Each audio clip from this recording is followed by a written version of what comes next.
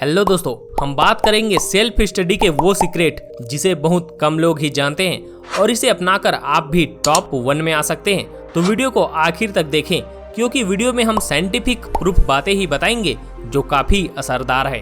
दोस्तों, वीडियो में आगे बढ़ने से पहले बस आपसे एक छोटी सी रिक्वेस्ट है, चैनल को सब्सक्राइब कर लेना ताकि आपसे कोई भी वीडियो मिस ना हो और आप सफलता की रास्ते पर चल सको। Number 1, same time routine. रोज सुबह उठना, तैयार होना, खाना, पढ़ने बैठना और सोना, ये सब चीजें सेम टाइम पर रोज करो। चाहे कोई भी मोटिवेशनल वीडियो देख लो, किसी से भी गाइडेंस ले लो, लेकिन एक कॉमन बात आपको सभी बताएंगे कि बी कंसिस्टेंट, बी डिसिप्लिन।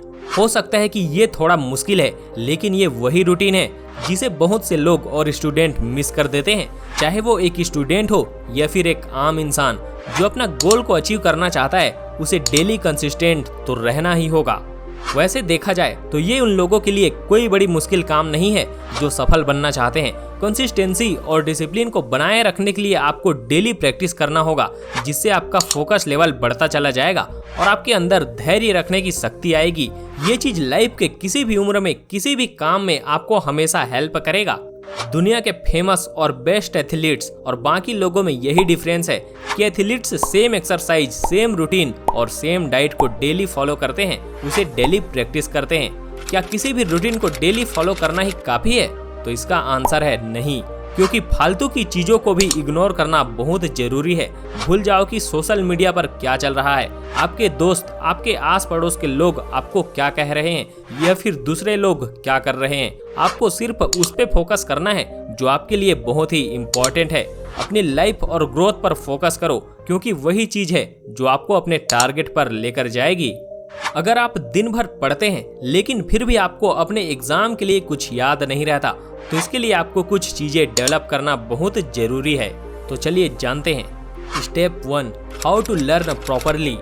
दोस्तों, अगर आप बुक उठाकर पहले पेज से ही पढ़ना स्टार्ट करते हो तो ये कोई अच्छा तरीका नहीं है। हर एक स्टूडेंट को कोई भी बुक या चैप्टर पढ़ने से पहले यह जानना जरूरी है कि उसको पढ़ने के लिए उसके पास कितना टाइम है और उस टाइम लिमिट में वो कौन कौन सी चीजें कवर कर सकता है। जैसे कि कितना चैप्टर पढ़ना है, कौन सा चैप्टर ज्यादा इम्पोर्टेंट है, कौन सा चैप्टर हार्ड है और किसे डेली पढ़ना है। इससे आपको ये पता चल जाता है कि टाइम के हिसाब से आप कितना पढ़ सकते हो। बहुत सारे स्टूडेंट तो ऐसे होते हैं जो सोचते हैं कि यह बुक मैं तो 8 दिन में कवर कर लूंगा, लेकिन बाद में वो एक ही चैप्टर को 8 दिन लगा देते हैं और इससे वे आगे के चैप्टर को लेकर डिमोटिवेट हो जाते हैं और फिर पढ़ने का तो मन ही नहीं होता। इसीलिए एक लिमिट का टारगेट सेट करो और वही बुक या चैप्टर चूज करो जो आप टाइम के अकॉर्डिंग कंप्लीट कर सकते हो। Step 2, 6 month schedule. जो टॉपिक, चैप्टर या बुक आप सेलेक्ट करते हो उसको नेक्स्ट 6 मंथ के हिसाब से आपको डिवाइड कर लेना चाहिए, जैसे कि डेली, वीकली, मंथली, और अगर लंबा शेड्यूल है तो ईयरली भी कर सकते हो। लेकिन ये बात याद रखो कि आप जितना कवर कर सकते हो उतना ही सेलेक्ट करो, नहीं तो फिर बाद में उसे अधूरा छोड़ना पड़ सकता है। फिर आप नेगेटिव फील करने लगोगे और आपका माइंड अच्छे मार्क्स लाने की जगह सिर्फ पास होने के बारे में सोचने लग जाएगा। इसीलिए अपनी क्षमता के हिसाब से शेड्यूल बनाओ। शेड्यूल बनाकर कोई भी काम करना या फिर स्टडी करना बहुत ही यूजफुल होता है, क्योंकि आप जैसे जैसे शेड्यूल के साथ चलोगे और एक एक करके टारगेट अचीव करोगे तो आपका कॉन्फिडेंस खुद ब खुद बढ़ता चला जाएगा और आप कॉन्फिडेंट फील करोगे। और यही चीज मैं भी करता हूँ। वीडियो बनाने के लिए टॉपिक सिलेक्शन से लेकर फाइनल वीडियो एडिटिंग तक एक शेड्यूल बना लेता हूँ और इसीलिए हमारी वीडियो वीकली मंडे आती है। Step 3, take it carefully. किसी भी टॉपिक को कंप्लीट करने के बाद बुक को बंद करो और आपने जो भी पढ़ा है उसे एक कॉपी या फिर पेज में नोट डाउन करो और नोट डाउन करते हुए अपने माइंड में कुछ ऐसा फील करो जैसे कि आप एज अ टीचर उस टॉपिक को किसी को समझा रहे हो, क्योंकि इससे आपका रिवीजन बहुत अच्छे से होगा और आपने जो भी पढ़ा है वो बहुत जल्दी आसानी से याद हो जाएगा। इसके साथ ही आप जितना ज्यादा प्रैक्टिस करोगे उतना ही आपका मेमोरी पावर बढ़ेगा। Step 4, visualisation. जो भी आप पढ़ रहे हो या फिर लिख रहे हो तो उस चीज को अपने माइंड में इमेजिन करो। कोई भी टॉपिक हो, चैप्टर हो या पॉइंट हो, हर एक चीज इमेज में कन्वर्ट की जा सकती है। यह टेक्निक बहुत ही ज्यादा इम्पोर्टेंट है क्योंकि टेक्स्ट ऑफ नंबर के कंपैरिजन में इमेजेस को याद रखना ज्यादा आसान है। इसीलिए हर टॉपिक को इमेज में विजुअलाइजेशन करो और कोशिश करो कि हर टॉपिक के इम्पोर्टेंट पॉइंट्स को इमेज से कनेक्ट कर सको। Step 5 revision. बहुत ही कम ऐसे स्टूडेंट्स होते हैं जो रिवीजन को प्रायोरिटी देते हैं, जबकि डेली 1 घंटा रिवीजन को टाइम देना ही चाहिए। रिवीजन को डेली, वीकली, मंथली बेसिस पर फॉलो करना स्टार्ट करें। इससे आप डबल मेहनत से बच जाओगे और अपनी सेल्फ स्टडी को लेकर कॉन्फिडेंट हो जाओगे। Step 6 Sunday is test day.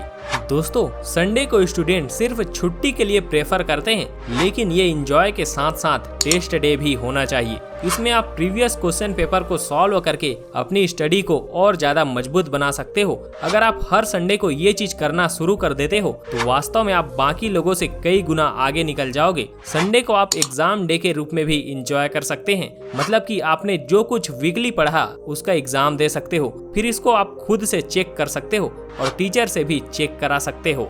Step 7 multiple test. दोस्तों, एग्जाम के 1 मंथ पहले आपको सिर्फ टेस्ट पर फोकस करना चाहिए। जितने क्वेश्चंस आप सॉल्व कर सकते हैं करें और एग्जाम से रिलेटेड सेल्फ क्वेश्चन बनाकर सॉल्व करें।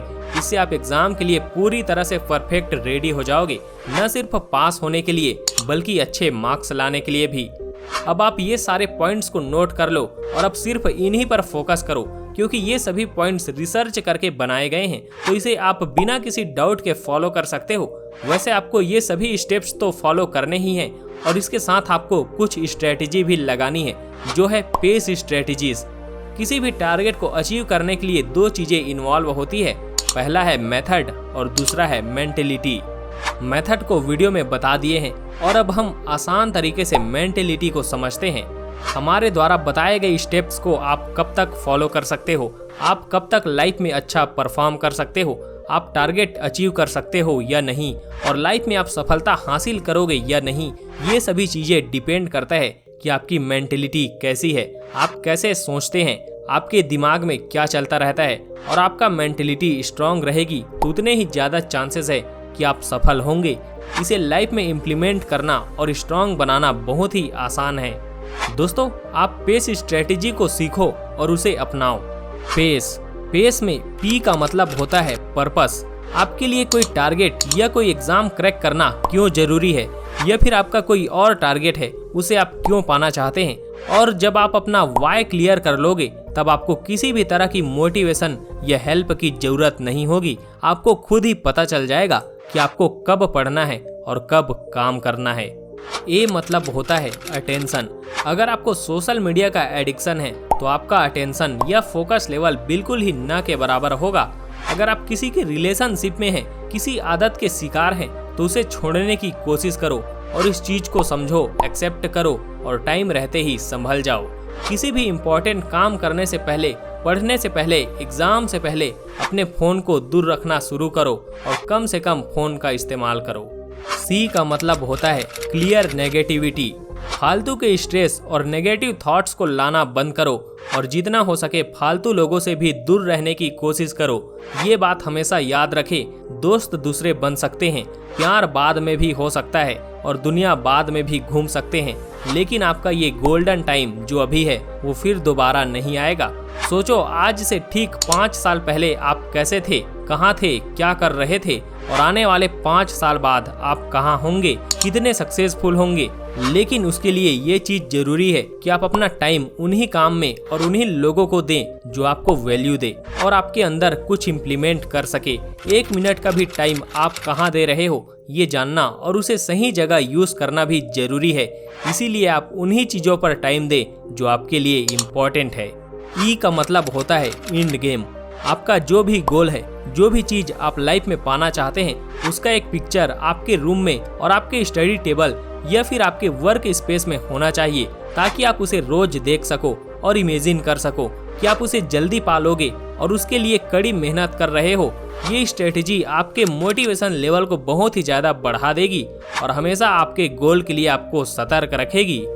दोस्तों, एक चीज हमेशा याद रखो कि आप जो भी कर रहे हो या करने वाले हो उसके पीछे एक रीजन है। इसीलिए आप कहीं भी रहो अपने गोल को इमेजिन करते रहो और उसे पाने के लिए जी जान लगा दो, क्योंकि पहली सीढ़ी कठिन होती है फिर आगे की सीढ़ी आप आसानी से चढ़ते हैं। और अपना गोल को हमेशा सीक्रेट रखो, क्योंकि सफलता तभी शोर मचाएगी जब आपका गोल सीक्रेट होगा।